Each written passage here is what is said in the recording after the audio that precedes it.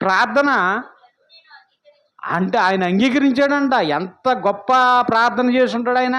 మనకులాగా అని కాదు. మనం ప్రార్థన చేయాలంటే 2 నిమిషాలు. అది కూడా అసలు ప్రార్థన చేయడం అంటే అసలు యేసుక్రీస్తు దగ్గర నేర్చుకోవాలి. ఆయన రాత్రి అంతా ప్రార్థనలో గడిపాడంటే మనం రాత్రే అమ్మ ఒక గంట అందరం ప్రార్థన చేద్దామంటే గంట అంటాడేంటి? ఏం మర్చిపోయిందండి పాస్టర్ గారు? గంట ప్రార్థనలు ఏంటి? మరి దేవునితో మాట్లాడుతూ ఎంత కావాలి?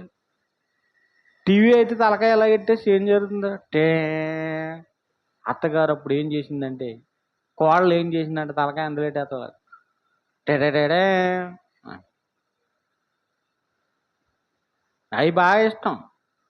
టీవీలో సీరియల్స్ చూసేయటం, లేదా ఇంకోటి ఏదన్నా అయితే, లేదంటే బిగ్ బాస్ షోలో తలకాయ ఎలా ఎట్టేయటం, అవి బాగా తెలుసు.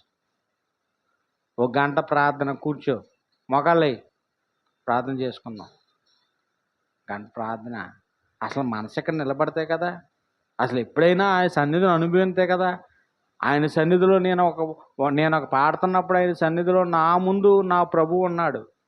నా ప్రభువు వెనకాల ఆయన తండ్రి సింహాసనం మీద కూర్చున్నాడు.